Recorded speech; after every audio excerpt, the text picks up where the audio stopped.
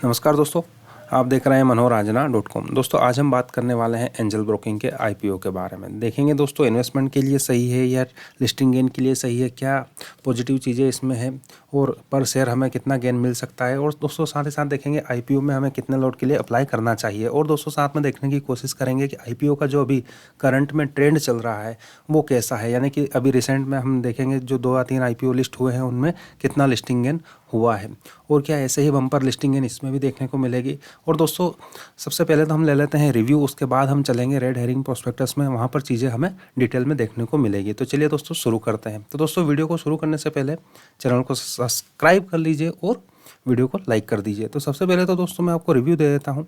यहाँ पर आप देखेंगे एंजल ब्रोकिंग का जो नाम है यहाँ पर दिख रहा है। सेक्टर अगर हम देखें इस कंपनी का जो कि सेक्टर है ये फाइनेंस सेक्टर से रिलेटेड कंपनी है। इंडस्ट्री किस में आती है, ये फाइनेंस के अंदर जो स्टॉक ब्रोकिंग जो इंडस्ट्री है उसमें है। वेबसाइट पे अगर आप जाना चाहते हैं तो angelbroking.com के नाम से आपको वेबसाइट वहाँ पर मिल जाएगी। ऑफ़र में डिटेल देखेंगे तो इशू जो टाइप है वो है बुक बिल्डिंग की तरह से, और ऑफ़र प्राइस यानी कि 305 रुपये से 306 रुपये पर यहाँ पर आपको शेयर ऑफर किए जा रहा है। कब खुलेगा? 22 सितंबर यानी कि कल सुबह से खुलने वाला है। क्लोजिंग कब है? 24 सितंबर 2020 यानी कि 3 दिन के लिए आपको आईपीओ खुला मिलेगा। और कितने रुपए के लिए यहाँ पर आईपीओ लाया जा रहा है? टोटल 600 करोड़ के आसपास का यह आईपीओ है दोस्तों। मिनिमम आपको जो एप्लीकेशन है वो 49 शेयर्स के लिए कर सकते हैं। मैक्सिमम दोस्तों आप इसमें 2 लाख रुपए तक का निवेश कर सकते हैं, आईपीओ में अप्लाई कर सकते हैं। अब जो आपको ये 305 रुपये या 306 रुपये में जो शेयर मिलने वाले हैं, जो इशू होंगे आपको, इसकी जो फेस वैल्यू है वो रहेगी 10 रुपये। और नंबर ऑफ शेयर, कितने शेयर पब्लिक को ऑफर किए जा रहे हैं, तो ये है करीबन 197 लाख। ठीक है, कहाँ कहाँ पर लिस्ट होगी कंपनी? बीएससी और एनएससी दोनों जगह पर यहाँ पर लिस्ट होगी। अब दोस्तों कंपनी हमसे आईपीओ के थ्रू जो पैसा ले रही है उस पैसे को कहाँ लगाएगी, क्या ज़रूरत पड़ रही है कंपनी को, तो यहाँ पर हम ऑब्जेक्टिव पे देखेंगे तो यहाँ पर पता चलेगा हमें कि ये जो वर्किंग कैपिटल की रिक्वायरमेंट है इसको पूरा करने के लिए कंपनी को पैसा चाहिए, और दूसरा इसका सामान्य कॉर्पोरेट पर्पस को पूरा करने के लिए। अब दोस्तों यहाँ पर हम देख लेते हैं प्रमोटर कौन है। तो प्रमोटर दोस्तों यहाँ पर मेन 3 प्रमोटर है। दिनेश डी ठक्कर करके है, अशोक डी ठक्कर करके और सुनीता ए मिंगाली करके है। अब फैसिलिटेटर को अगर देखेंगे तो कौन कौन इस आईपीओ को पूरा करवाने में या प्रोसेस करवाने में मदद करेगा, तो दोस्तों इन्हीं की कंपेरेटिव वाली कंपनी है। पहला आईसीआईसीआई सिक्योरिटीज़, इन बातों को हम डिटेल में देखना चाहेंगे। एडलवाइस फाइनेंशियल सर्विसेज और एसबीआई कैपिटल मार्केट। अब रजिस्ट्रार कौन है जो लिस्ट करवाएगा, वो है दोस्तों link in time private limited. अब दोस्तों यहाँ पर हमने ये चीज़ें तो देख ली है ओवरव्यू में, शॉर्ट में। अब हम चलेंगे रेड हेरिंग प्रोस्पेक्टस में, वहाँ पर हम देखेंगे चीज़ों को डिटेल से। तो दोस्तों यहाँ पर मैंने जो एंजल ब्रोकिंग का रेड हेरिंग प्रोस्पेक्टस है इसको खोल लिया है। यहाँ पर चीज़ें आपको दोस्तों एकदम क्लियर वे में दिखेगी। तो सबसे पहले तो दोस्तों मैं आपको यहाँ पर बताना चाहूँगा, कंपनी जब शुरुआत में आई थी तो आई थी 8 अगस्त 1996 को, जब इसका नाम था messrs BNL security private limited के नाम से। फिर दोस्तों ये आगे आए और कंपनी का जो नाम बदला वो बदला है 17 जून 2013 को, और शेयर होल्डर की अनुमति से ये बन गई थी दोस्तों एंजल ब्रोकिंग प्राइवेट लिमिटेड। ठीक है, क्योंकि कोर्ट का आर्डर भी यहाँ पर आ चुका था। और दोस्तों इसका जो रजिस्टर्ड ऑफर जो ऑफिस है वो यहाँ पर आपको मिलेगा अंधेरी ईस्ट मुंबई में। आपको फ़ोन नंबर और सारी चीज़ें यहाँ पर मिल जाएगी। कॉर्पोरेट ऑफिस यहाँ पर दिया है। अब दोस्तों यहाँ पर प्रमोटर्स ऑफ आवर कंपनी हमने देख लिया है, वहाँ पर ओवर में फिर एक बार यहाँ पर आपको दिखा हुआ मिल जाएगा। अब दोस्तों हम स्किप करते जाएंगे क्योंकि हम टोटल 677 पेज है, इसमें अगर सारी चीज़ों को हम कवर करने की कोशिश करेंगे तो वीडियो बहुत लंबा हो जाएगा। इसलिए हम दोस्तों जो मेन कंसर्न होते हैं हमारे लिए, यानी कि जो आईपीओ में पैसा लगा रहा है उसको क्या क्या चीज़ें देखना चाहिए, क्या चीज़ें ध्यान में रखना चाहिए, हम उस जो मेन चीज़ें हैं उस पर फोकस करेंगे। तो चलिए दोस्तों मैं वीडियो को यहाँ पर पॉज कर रहा हूँ और मेन पेज पर आपको लेके चल रहा हूँ। और दोस्तों यहाँ पर मैंने आपको उस रिव्यू में बताया था, यहाँ पर देखिए बुक बिल्डिंग लीड मैनेजर हैं, ये है ICICI securities, Edelweiss, SBI capital market limited, और जो रजिस्ट्रार है वो है लिंक इन टाइम, जो कि हमने ऊपर देख रखा था। अब यहाँ पर देखिए सितंबर 22, 2020 को ओपन होगा और ये क्लोज़ होगा सितंबर 2024 को, यानी कि 2020 की जो 24 सितंबर है वहाँ पर ये क्लोज़ हो जाएगा। अब आगे हम चलते हैं दोस्तों, डिटेल में सारी चीज़ें हमें समझाई गई है कि आगे क्या क्या चीज़ें कौन कौन से पेज नंबर पर है। तो चलिए दोस्तों मैं आपको मेन चीज़ें इसमें समझाने की कोशिश करता हूँ। दोस्तों यहाँ पर पेज नंबर 17 पर एक इंपॉर्टेंट चीज़ आपको दिखाना चाहूँगा, एक्सचेंज रेट। अब एक्सचेंज रेट दोस्तों इस रेड हेरिंग प्रोस्पेक्टस में लाने की क्या ज़रूरत है, तो इसका सिंपल सा जो रीज़न है दोस्तों वो है, आपको पता है जो करेंसी है वो भी ट्रेड होती है। अब करेंसी ट्रेड होने से दोस्तों हम तो 1 से 2 लोट या 5 लोट 10 लोट के लिए अप्लाई करते हैं रिटेलर, लेकिन जो बड़े HNI क्लाइंट्स है, म्यूचुअल फंड है, बड़े बड़े इंस्टीट्यूशन है, वो लाखों शेयर्स के लिए अप्लाई करेंगे। तो वहाँ पर दोस्तों जो डॉलर की वैल्यू ली गई है रुपये के टर्म में, वो पर ली गई है 75 रुपये 53 पैसे, ठीक है। और ये जो 31 मार्च को जो था ये था 75 रुपये 39 पैसे, यानी कि इतना डिफरेंस है। 2019 में जो डॉलर की वैल्यू थी वो थी 69.15, यानी कि 70 रुपये के नीचे। 2018 में 65 और 2017 में 64 और 2016 में 66। दोस्तों ये क्यों ली गई है, यहाँ पर लिखने का क्या कारण है, ये मैं आपको बताता हूँ। जब हम थोड़ा सा आगे बढ़ेंगे इस प्रोस्पेक्टस में, तो वहाँ पर आपको पिछले 3 से 4 साल के फिनेंशियल स्टेटमेंट दिए जाएंगे, और वो वहाँ पर US डॉलर में हो सकते हैं या मिलियन या बिलियन में हो सकते हैं। तो वहाँ पर डॉलर की वैल्यू आप 75 न लेते हुए, मान लीजिए आप 2018 का फाइनेंशियल स्टेटमेंट देख रहे हैं तो उसको आपको मल्टीप्लाई करना पड़ेगा 65 से। यदि आप 2020 का देख रहे हैं तो उसको मल्टीप्लाई करना पड़ेगा 75 से। इसलिए दोस्तों ये 4 से 5 सालों का यहाँ पर आपको एक्सचेंज रेट के हिसाब से डॉलर की वैल्यू रुपये के सामने क्या थी यहाँ पर आपको दिखाने की कोशिश की गई है। अब बढ़ते हैं दोस्तों आगे। अब दोस्तों इसमें जो रेड हेरिंग प्रोस्पेक्टस में जो चीज़ें जानकारी के रूप में बताई गई है, यानी कि इनके कंपटीटर कौन कौन है, वहाँ पर हम आगे थोड़ा सा पढ़ेंगे तो आपको यहाँ पर मैं दिखाऊंगा कि जैसे मान लीजिए जीरोधा हुआ, अप स्टॉक हुआ, मोतीलाल ओसवाल हुआ, 5 पैसा हुआ, इनमें ये कौन से रैंक पे आते हैं, ठीक है। इनका रेवेन्यू उनके रेवेन्यू से ज़्यादा है, कम है, और रेवेन्यू में ये 5वें नंबर पे आते हैं, दूसरे नंबर पे आते हैं, पहले नंबर पे कौन आता है, इनका पोटेंशियल ज़्यादा है या उनका पोटेंशियल ज़्यादा है, जो मार्केट का जो इनमें इनकी पकड़ है वो ज़्यादा है या बाकी प्लेयर की ज़्यादा है, वो सारी चीज़ें हम देखेंगे। और ये जो डाटा कंपेरिजन के लिए लाए हैं, ये लाए हैं क्रिसिल से, ठीक है दोस्तों। जुलाई 2020 का जो डाटा प्रिपेयर किया है क्रिसिल ने, उसको बेस बनाकर यहाँ पर इन चीज़ें पेश करी है। अब दोस्तों हम लैंड कर चुके हैं पेज नंबर 21 पे। यहाँ पर है सेक्शन 2 रिस्क फैक्टर। अब दोस्तों रिस्क फैक्टर डालने की क्या ज़रूरत आ गई है इसमें, तो मैं आपको यहाँ पर दोस्तों बताना चाहूँगा कि कोई भी इंडस्ट्री हुई, कोई भी बिजनेस हुआ, उसमें किसी न किसी तरह की नेगेटिव रिस्क होती है। अब दोस्तों यहाँ पर रिस्क देना इसलिए क्लियर करना चाहती है कंपनी या सेबी ने इसलिए नॉर्म्स बना रखे हैं ये चीज़ें यहाँ पर मेंशन करने की, ताकि जो शेयर होल्डर है या जो निवेशक है जो IPO में अप्लाई करे, उसको सारी चीज़ें यानी कि 360 डिग्री का ओवरव्यू मिले कि इंडस्ट्री किस एनवायरनमेंट में काम कर रही है, वहाँ पर क्या क्या तरह की रिस्क हो सकती है, कितनी रिस्क हो सकती है, सारी कुछ चीज़ें। तो दोस्तों यहाँ पर हम देखेंगे क्या रिस्क हो सकती है। तो सबसे पहले दोस्तों इंटरनल रिस्क। अब इंटरनल रिस्क यहाँ सबसे पहले दोस्तों तो कोविड। अब ये जो कोविड रिस्क है दोस्तों, ये दुनिया में हर इंडस्ट्री में लगा हुआ है, ठीक है, सिवाय हमारे इंडिया जो न्यूज़ चैनल है उनको छोड़कर, क्योंकि वो ग्रोथ कर रहे हैं, उनको कोई फ़र्क नहीं पड़ रहा है दोस्तों कोविड से। लेकिन ये जो इंडस्ट्री है जिसका IPO है हम बात कर रहे हैं, ये जो इंटरनल जो रिस्क है उसमें कोविड सबसे बड़ा है। उसके बाद दोस्तों हम दूसरा देखने की कोशिश करेंगे। अब दूसरा यहाँ पर देखिए जनरल इकोनॉमिक और मार्केट कंडीशन। अब यहाँ पर दोस्तों जनरल इकोनॉमिक्स, अब इकोनॉमिक्स से यहाँ पर क्या है, यानी कि दोस्तों आदमी के पास, लोगों के पास अगर पैसा रहेगा तभी तो मार्केट में पैसा आएगा, और मार्केट में जब पैसा आएगा तो वो ट्रेड करेंगे, इन्वेस्टमेंट करेंगे, और जब वो ट्रेड या इन्वेस्टमेंट करेंगे तभी एंजल ब्रोकिंग को पैसा मिलेगा, और उस पैसे को वो शेयर धारकों में बांटेगी या कंपनी पैसा कमाएगी। ऐसा हम यहाँ पर देख सकते हैं। तो यहाँ पर दोस्तों इकोनॉमी सही होना ज़रूरी है, मार्केट कंडीशन सही होना ज़रूरी है। यानी कि दोस्तों बहुत ज़्यादा अगर वोलेटिलिटी हुई तो जो इन्वेस्टर हैं या जो रिटेल निवेशक हैं वो मार्केट से बाहर हो जाएंगे, और कंपनी को ब्रोकरेज का जो पैसा है वो मिलने में थोड़ी सी परेशानी हो सकती है। अब यहाँ पर देखिए वॉल्यूम ऑफ ट्रेडिंग, ठीक है, यानी कितने लोग जो हैं वो ट्रेड कर रहे हैं, कितना ट्रेड कर रहे हैं, ठीक है। यानी कि मान लीजिए कोई ज़्यादा ट्रेड कर रहा है तो ज़्यादा ब्रोकरेज कमाएगी कंपनी की फाइनेंशियल स्टेटमेंट और ज़्यादा मजबूत होंगे। और अब यहाँ पर देखिए कंपटीशन अगर बढ़ेगा तो वो भी एक रिस्क है, डिफ़ॉल्ट होने की रिस्क है। अब डिफ़ॉल्ट कैसे होंगे दोस्तों, यदि आपको पता हो तो कुछ महीने पहले क्रूड की जो सेटलमेंट प्राइस थी एक्सपायरी पे वो माइनस में हुई थी। अब मान लीजिए मेरा मार्जिन 1 लाख रुपए जमा है, मेरे पास 2 लॉट शॉर्ट थे। अब जो कंपनी ने सेटलमेंट किया वो किया 10 लाख रुपये में, मेरे 2 जमा थे, कंपनी मेरी तरफ 8 लाख रुपये और मांगती है, उन्होंने 8 लाख रुपए का बिल भेज दिया। अब दोस्तों मेरे पास फाइनेंशियल ऐसी कंडीशन है ही नहीं कि मैं कंपनी को 8 लाख रुपए दूं, लेकिन कंपनी पहले ही वहाँ गारंटी जमा करा चुकी होती है एक्सचेंज पे, तो एक्सचेंज वहाँ से पैसा काट लेता है और इनको लॉस के रूप में यहाँ पर बुक करना होता है पैसे को। तो ये एक सबसे बड़ी रिस्क होती है दोस्तों। अब यहाँ पर देखिए ट्रेजरी ऑपरेशन में भी affected by volatility interest rate. अब इंटरेस्ट रेट इसलिए दोस्तों यहाँ पर मेंशन किया गया है कि ब्याज दर, मान लीजिए बैंक से पैसा उठाकर कुछ काम करती है और वहाँ पर ब्याज दर ऊपर नीचे हो गई तो भी इनको परेशानी हो सकती है। तो ये तो दोस्तों कुछ यहाँ पर देखिए रिस्क है। अब यहाँ पर देखिए Lalit T Thakkar, one of the member of promoter group and one of the selling share holder has in the past been debarred by accessing capital market. अब उनको दोस्तों कैपिटल मार्केट में से बाहर कर दिया गया था। यहाँ पर देखिए 2 साल के लिए, कब? जून 30 1999 से। क्यों? क्योंकि उन्होंने सेबी के कुछ नियम थे, वो नियम उन्होंने तोड़ दिए थे। अब यहाँ पर देखिए चौथे नंबर पे क्या लिखा है, we are subject to extensive statutory and regulatory requirement and supervision which have material influence and consequence so for our business operational. यानी कि दोस्तों ऑडिट में कुछ चीज़ें ऐसी हो सकती है कि ये रेगुलेशन का पालन ना करे और वो निकल के आए, और जब जो कंपनी का ऑडिटर होता है वो ऑडिट रिपोर्ट में कुछ ऐसी चीज़ें लिख देता है, या कुछ एक्सचेंज होते हैं जैसे कि सेबी हुआ, ठीक है, ईडा हुआ, एमएफआई हुआ, इनकी गाइडलाइन से भी इनके बिजनेस अफेक्ट हो सकते हैं।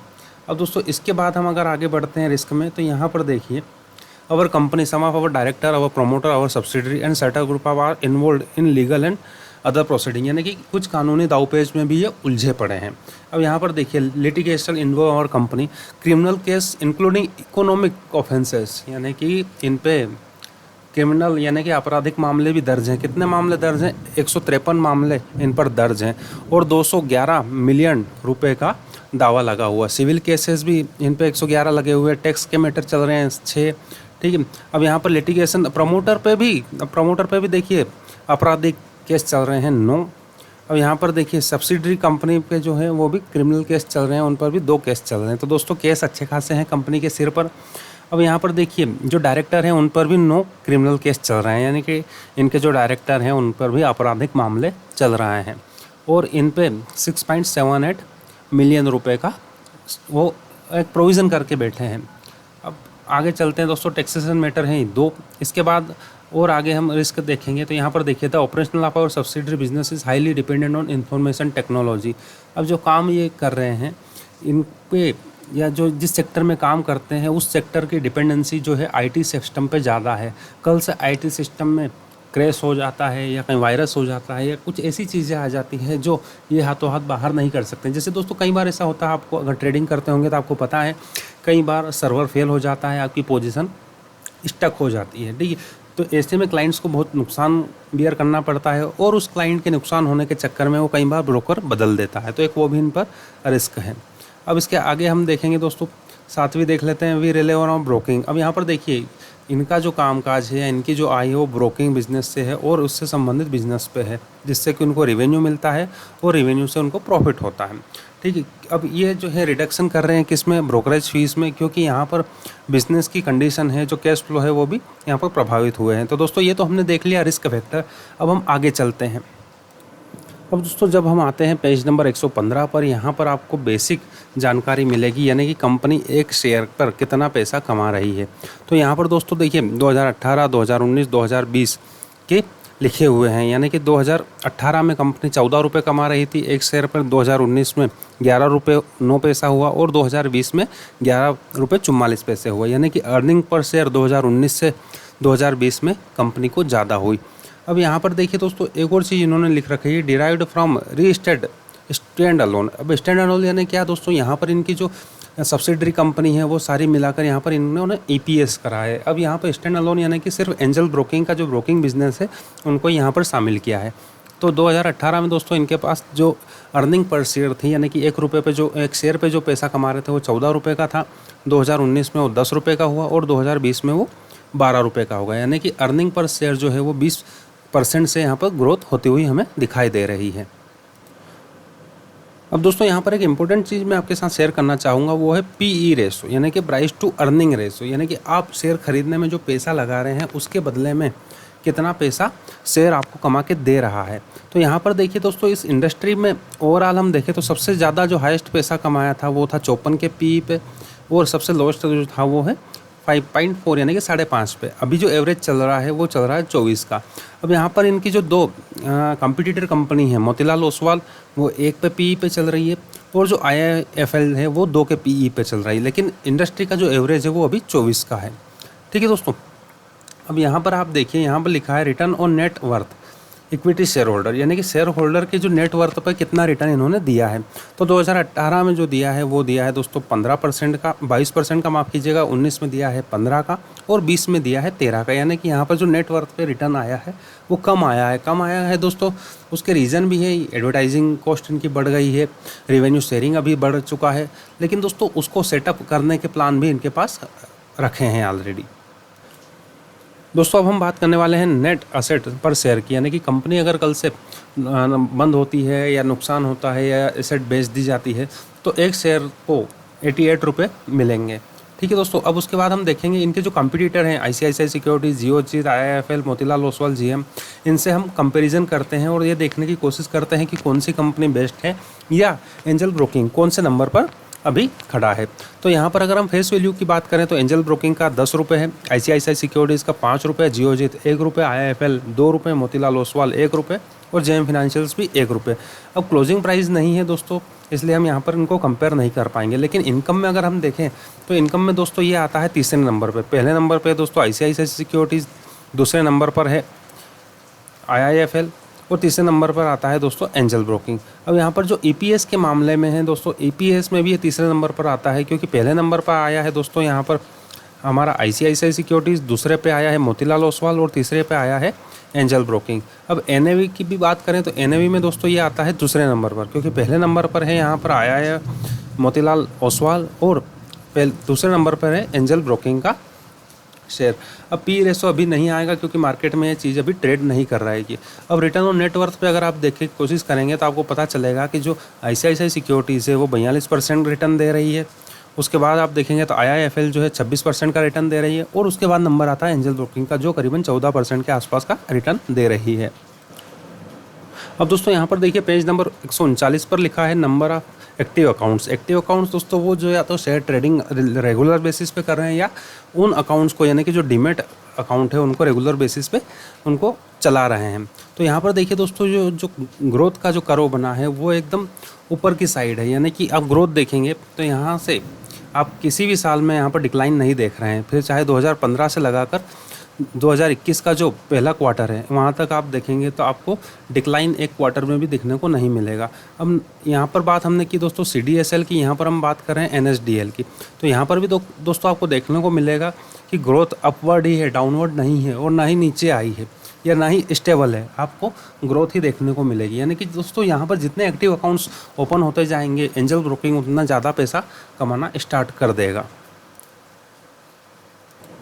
अब दोस्तों बात आई है सबसे मेन, यानी कि ब्रोकरेज रेट जो वेरियस ब्रोकरेजेस हैं उन पे क्या क्या है। अब सबसे पहले दोस्तों एंजल ब्रोकिंग का हम देखते हैं डिलीवरी फ्री है। इंट्राडे में 20 रुपये ले रहे हैं, फ्यूचर में भी 20 रुपये हैं, ऑप्शन में 20 रुपये हैं और कमोडिटी में भी 20 रुपये हैं।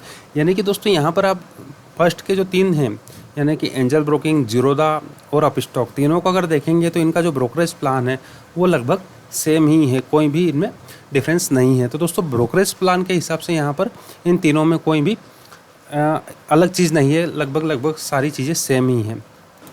अब दोस्तों यहाँ पर जो इम्पोर्टेंट चीज़ है वो यह निकल के आई है कि एक्टिव क्लाइंट एक्विजिशन। अब एक्टिव क्लाइंट कौन होता है दोस्तों? जो रेगुलर बेस पे ट्रेड कर रहा है, एक्टिवली ट्रेड कर रहा है या रेगुलरली इन्वेस्टमेंट कर रहा है। तो उसमें दोस्तों जो एंजल ब्रोकिंग है वो सेकंड नंबर पर आता है। पहले नंबर पर है जीरोधा जो कि 27% जिसके पास एक्टिव क्लाइंट है, और दूसरे नंबर पर आता है एंजल ब्रोकिंग जिसके पास 25% के आसपास का एक्टिव क्लाइंट बेस है। तो दोस्तों यहाँ पर इसके लिए ये चीज़ें पॉजिटिव है। तो दोस्तों यहाँ पर हमने इस वीडियो में लगभग सारी चीज़ें कवर कर ली है।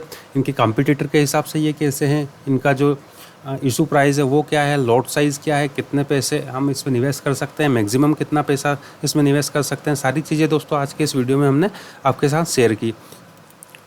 तो दोस्तों उम्मीद करता हूँ ये चीज़ें आपको समझ में आ गई होगी। यदि आपका कोई डाउट हो, कोई क्वेरी हो तो वीडियो के नीचे जो कमेंट बॉक्स है उसमें अपने कमेंट में अपना सवाल पूछ सकते हैं। और दोस्तों अभी करंट अगर हम देखें सिनारियो तो यहाँ पर मैं आपके साथ शेयर करना चाहूँगा जो रूट मोबाइल का IPO है जो कि आज लिस्ट हुआ है, उसमें आप देखेंगे तो 350 रुपये की इशू प्राइस था, लेकिन वो दोस्तों ओपन ही यहाँ पर 717 रुपये पे हुआ है, यानी कि जो इशू प्राइस था उससे डबल। और हैप्पीनेस माइंड का जो IPO आया था उसका जो 166 रुपये के पास की उसकी इशू प्राइस थी वो करीबन 380 रुपये के आसपास दोस्तों ओपन हुआ है और करीबन 390 रुपये के आसपास की उसने हाई लगाया है।